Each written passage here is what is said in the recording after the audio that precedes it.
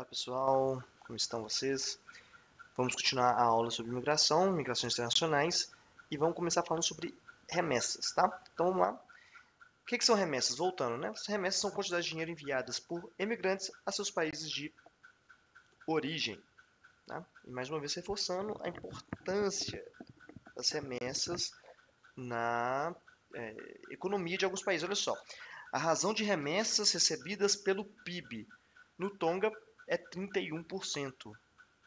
Moldávia 27%, Lesoto 25%, Haiti 24%, Jordânia 23% e Bósnia-Herzegovina 22,5%. Olha só, imagina essa quantidade de dinheiro, né, principalmente da razão do PIB, né, ser formada por pessoas que estão lá fora enviando dinheiro para o país, né. Isso é positivo, porque o país está recebendo muito dinheiro sem necessariamente produzir, né? Então acaba sendo um incremento muito importante para a economia local, principalmente para o consumo ali das famílias, né? Mas também revela um certo baixo dinamismo econômico desses países, né? Se as remessas tem muita proporção em relação ao PIB, é porque o PIB é baixo, né? De um lado tem muitos imigrantes, mas do outro o PIB é baixo, né? Então é um lado bem negativo sobre isso. E aqui esse gráfico mostra a quantidade, né, de remessas enviadas, né? Muito interessante. Inclusive, ó, remessas dos Estados Unidos à América Latina cresce 26% em 2021. Para o país que da origem do país onde o migrante está morando é ruim, porque são riquezas que foram produzidas lá, mas que estão sendo levadas embora, né? Mas, enfim, as remessas existem e elas têm esses fatores, né, controversos. Aqui também nós temos outro dado interessante, que são os 20 maiores países receptores e emissores de imigrantes internacionais. Do lado esquerdo, os que mais recebem imigrantes, e do lado direito, os que mais enviam imigrantes. Em números absolutos, tá? Então, os Emirados Árabes atraem migrantes interessados em trabalhar, sobretudo na indústria do petróleo. Os demais países envolvidos nos primeiros lugares refletem um fluxo tradicional entre sul e norte, né? Que nós vimos que ele ainda existe, né? Apesar de não ser o mais volumoso. No caso da Rússia, olha só que interessante, no caso da Rússia, grande parte dos migrantes é oriunda de países vizinhos da antiga União Soviética. Deixa eu ver se eu marquei aqui em algum local. Sim. Bom, depois eu volto nessa parte, aí nós vamos falar melhor da Rússia. A expressiva quantidade de imigrantes mexicanos se explica pela união dos seguintes fatores, né? População expressiva, o México é um país muito populoso, problemas socioeconômicos, como muitos países latino-americanos, e a fronteira com os Estados Unidos. Não tem como, né? Lá acaba sendo um polo de emissão, inclusive não só de mexicanos, mas de muitos outros nacionalidades que vão para o México tentar fazer essa entrada até mesmo ilegal, né? E fora isso, as redes sociais.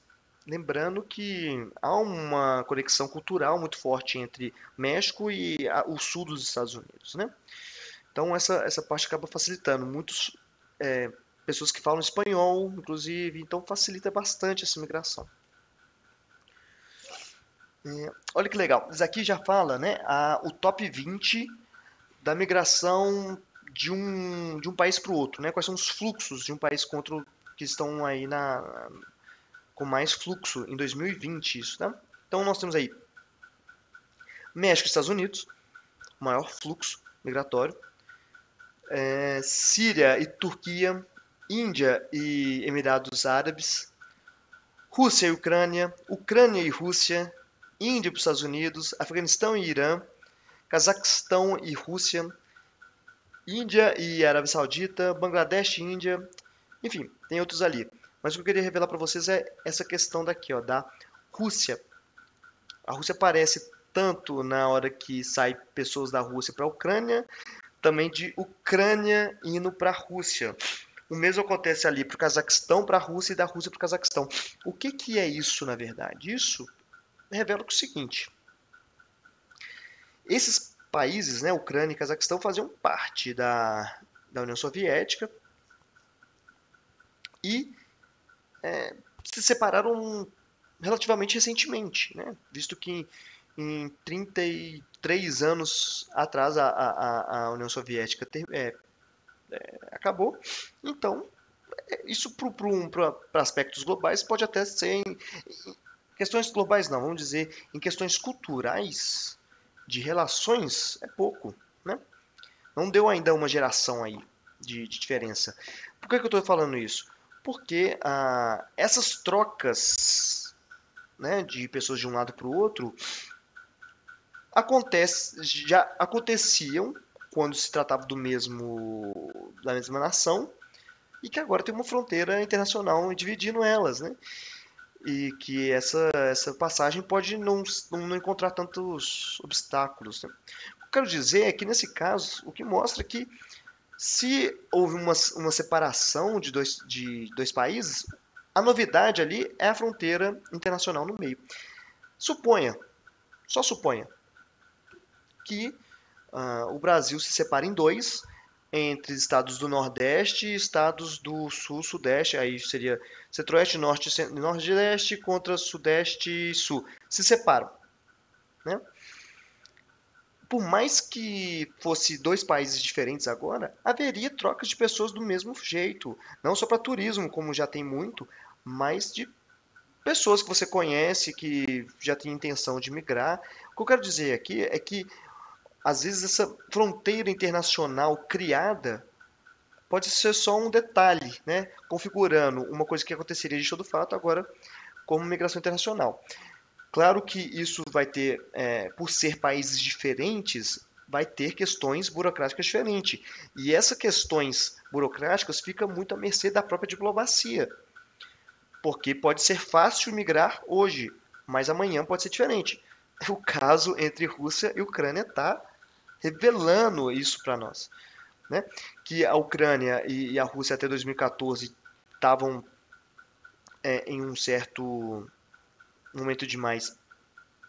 momento mais pacífico, e que a partir de 2014 as coisas começam a esquentar lá na Ucrânia e já começa esse metabolismo diplomático entre os dois, que resulta em guerra, muito advindo da reação da Rússia em relação ao Ocidente. Enfim, não precisamos de analisar agora exatamente os motivos, as consequências da guerra, mas que antes que era facilitado, não está mais. Então, muito provavelmente, essa troca entre um país e outro já não está mais sendo tão fácil assim por conta do estado de guerra. Ah, vamos falar aqui sobre migração africana, né? Eu acho que é algo que é pouco falado, né? Principalmente no conteúdo escolar, mas é um exemplo muito importante sobre migrações sul-sul, né? 36 milhões de pessoas migraram dentro da África somente em 2017. 30 milhões de pessoas, mais de 30 milhões, quase 40 milhões de pessoas. Imagine a quantidade de pessoas e para onde que elas foram, o que ocorre nos locais que recebem, o que ocorre nos lugares que saíram essas pessoas, né? Isso é uma dinâmica econômica muito ativa. Assim, bom, enfim, dessas pessoas que saíram, né, dos seus locais, 75% dessas migrações, quase a grande maioria, a grande maioria foi dentro do próprio continente, né?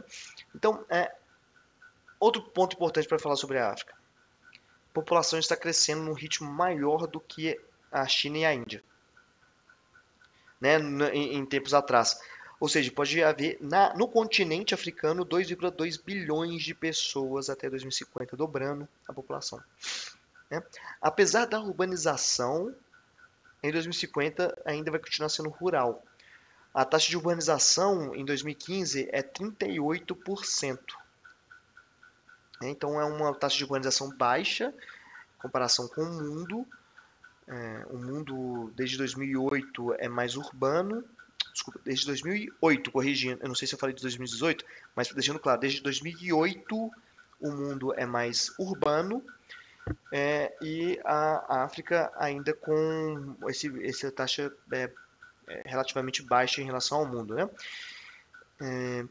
Vão ser 980 milhões de pessoas no campo em 2050. Vai ser um terço da população camponesa vai estar na África. Isso é muito representativo, visto que ali do lado tem a Ásia também com muita gente no campo, né? E também nós temos que citar os efeitos das mudanças climáticas que estão sendo percebidos com muita força, principalmente a expansão das áreas desérticas do Saara, sobre a savana setentrional da África, mas também das chuvas torrenciais. Isso afeta diretamente a agricultura. Para um país que grande parte da população está no campo, produz alimentos de base da agricultura familiar, na base camponesa, isso pode significar desastres não só agrícolas, mas econômicos e sociais, né? Então, a migração é uma resposta a isso. E como eu disse no último bloco, nós temos que falar um pouco mais sobre refugiados, né? E aqui o que nós estamos vendo? Alguns casos mais importantes sobre esse assunto, né? Temos aqui embaixo um dos maiores emissores e receptores de refugiados nos últimos anos. Em vermelho são os de onde saem os refugiados, e em verde os que recebem. Então, né, esmagadoramente a Síria aparece aqui, com 6,7 milhões de pessoas, muito relativo, né, muito relacionado ao massacre que o povo sírio sofreu com a recente guerra. Bom, nós vamos falar sobre isso. Vou deixar em stand-by. Vamos aqui pela ordem. Venezuela. 5,4 milhões de refugiados, que é o cálculo. Sendo que se sabe, né, a partir de solicitações, foram 800 mil. Desde 2014, houve aumento de 8.000% de refugiados. E o que se explica essa quantidade de refugiados, né? Crise econômica, inflação, uma economia totalmente baseada no petróleo.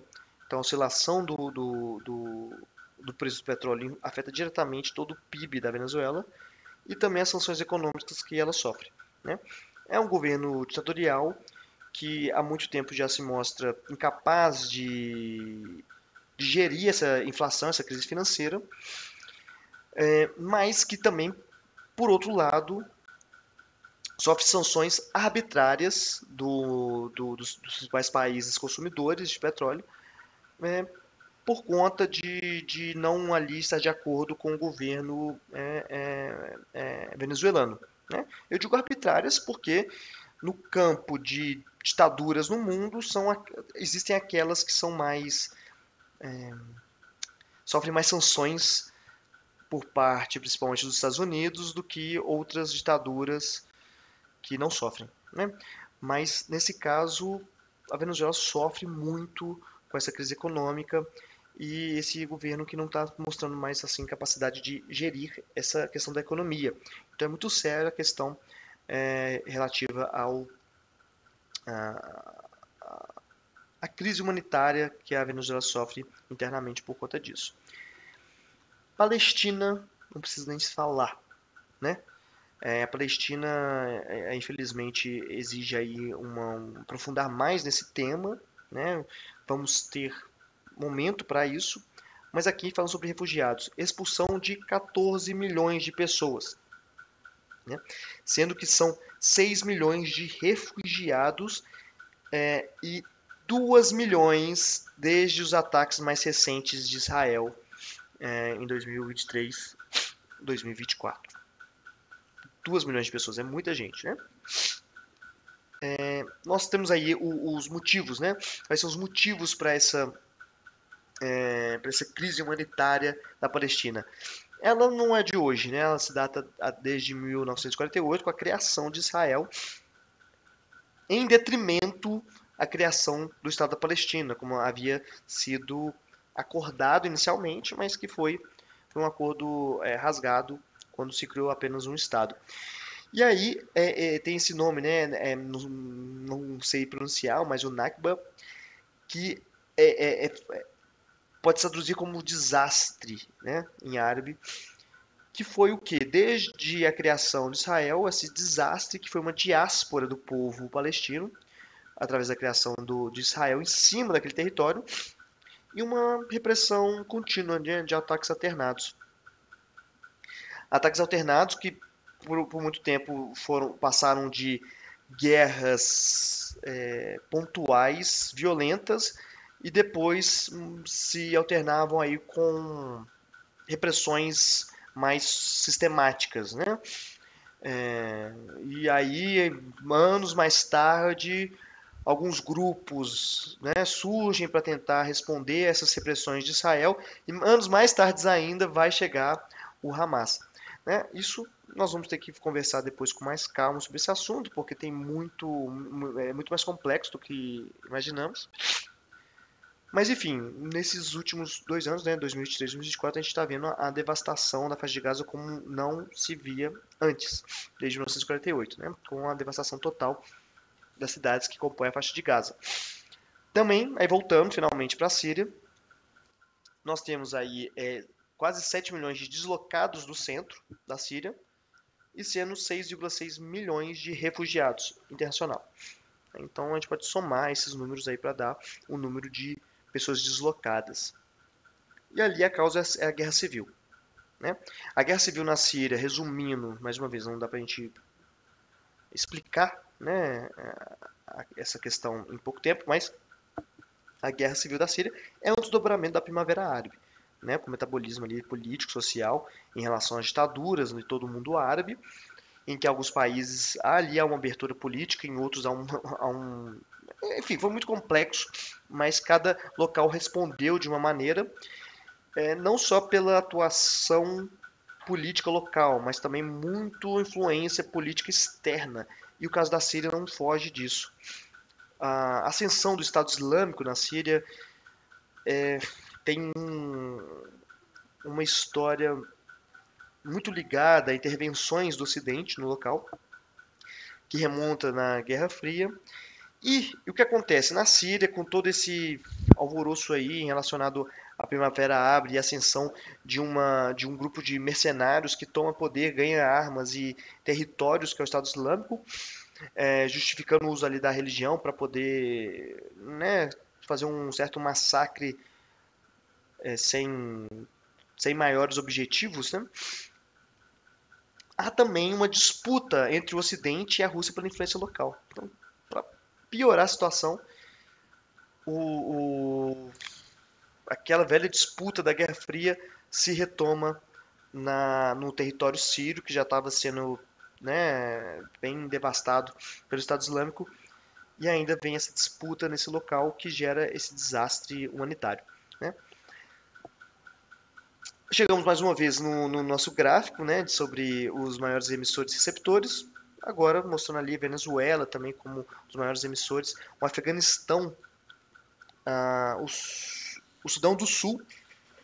Sudão do Sul aí é uma outra história, né, sobre o separatismo do Sudão, entre Sudão e Sudão do Sul, com causas, a princípio, religiosas, em que enquanto um país só, essas religiões tinham ali guerras civis muito sangrentas, e com a separação do país, quando se esperava ali uma resolução do problema, na verdade ele só piorou, né? Passando de guerra civil para uma guerra internacional.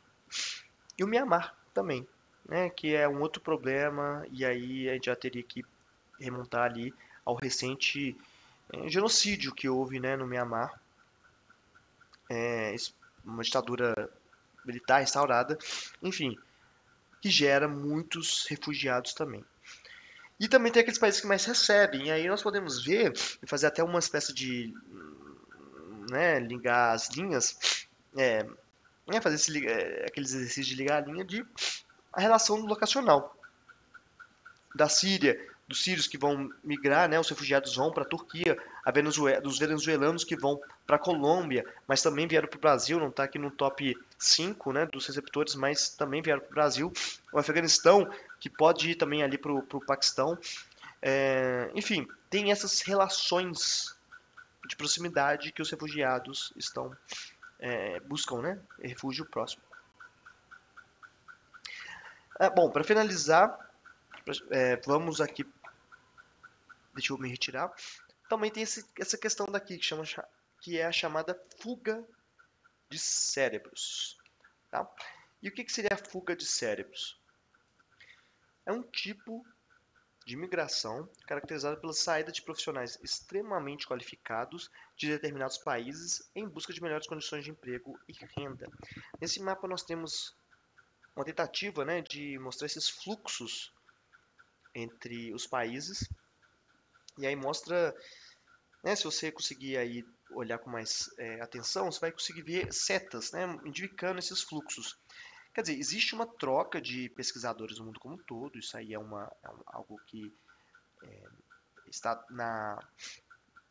podemos dizer, na natureza, né, da comunidade científica mundial, essa troca de pesquisadores, esse incentivo de internacionalização de pesquisadores no mundo como um todo, mas essa troca não é simétrica, não é equilibrada. Existe muita saída de pesquisadores em formação ou formados.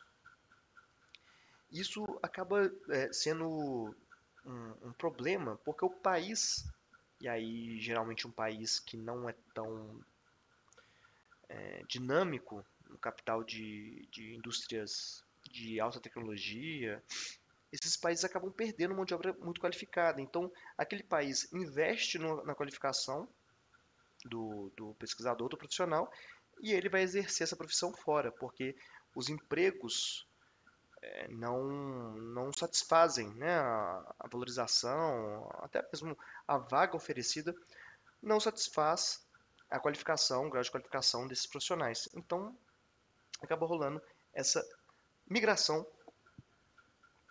de cérebros para países que possuem mais condições de receber essas pessoas e dar ali um emprego mais equivalente, né, à qualificação da pessoa. Aqui é um gráfico que mostra, né, que existe de fato essa migração, essa saída de pessoas que podem até, por fim, ficar nesses países depois, né, não retornam para o país de origem, porque conseguem empregos mais qualificados, enfim. Então aqui a gente vê essa relação entre, olha só, graduandos, né, como que aumenta a evolução do número de jovens de alguns países que foram estudar nos Estados Unidos. Isso só para os Estados Unidos, que é o grande receptor de cérebros. Então, o Brasil, olha só, houve um aumento de 2016, 2017 para 2018. A China também aumentou. Todos os países há um aumento, né, entre 2016 e 2017 para 2017 e 2018. E de pós-graduandos também temos né, essa mesma situação, com uma só exceção, que é a Índia. Não, desculpa, Índia, Rússia, Argentina e Chile. Né? Aí eu já estou falando de pós-graduandos. Né? Os motivos para isso são variados, mas uma coisa que podemos apontar aí principalmente em relação à China e à Índia são países que acabaram se desenvolvendo nesse período uma tecnologia própria e acabaram sendo receptores de cérebros também, né? Isso aí é um ponto importante também de citar, que há esses países que investem muito em tecnologia e ciência acabam atraindo essa mão de obra qualificada. Citando mais uma vez, né, uma insatisfação com empregos e rendas presentes, principalmente em países de menor desenvolvimento, como é o caso do Brasil, ocorre de forma ampla em diversos países ou regiões do mundo. Os países mais receptores, Estados Unidos, disparado, Canadá e Alemanha. Nesse caso, o Brasil é um expulsor de trabalhadores qualificados, e essa expulsão, né, acaba provocando, acaba afetando a produção local. Né? uma vez que o Brasil, por ter muitas universidades públicas, é dinheiro público para formar essas pessoas, mas aquelas depois elas não conseguem encontrar um emprego de qualificação, então acabam doando esse conhecimento para os países que recebem, né? E aqui eu volto a mostrar o mesmo gráfico que eu mostrei em certa aula sobre setores de alta tecnologia, sobre essa quebra no padrão de investimento em tecnologia que o Brasil tinha desde 2002 até 2003 até 2015, essa ruptura e uma quebra muito grande de investimento nessa área, né? O que reflete não só a formação de novos profissionais, mas de ter emprego para eles. E para finalizar a nossa aula, é necessário a gente falar sobre isso daqui. Olha só, temos dois textos que eu gostaria que vocês lessem, né? Mas é bem rápido. Olha só, o primeiro diz o quê? Mais de 50 mil refugiados entraram no território húngaro apenas no primeiro semestre de 2015. Budapeste lançou os trabalhos preparatórios para a construção de um muro de 4 metros de altura, de 175 quilômetros ao longo de sua fronteira com a Sérvia, informou o ministro húngaro das Relações Exteriores. Aí, entre aspas, uma resposta comum da União Europeia a esse desafio de imigração é muito demorada e a Hungria não pode esperar, temos que agir, justificou o ministro. Aqui nós temos uma situação. A Hungria era a porta de entrada de refugiados e imigrantes, muitos provindos da Síria e outros provindo de países africanos, que eram migrantes que queriam passar pela Hungria e chegar depois em outros países europeus. E de fato a Hungria, por ter inclusive um governo de ultradireita, teve essa medida de fazer uma barreira, né, até mesmo física, contra esses migrantes. E tem cenas terríveis de agressão a esses migrantes que já estavam sofrendo agressões terríveis no país de origem e chega lá na Hungria e são desonrados com esse tipo de atitude.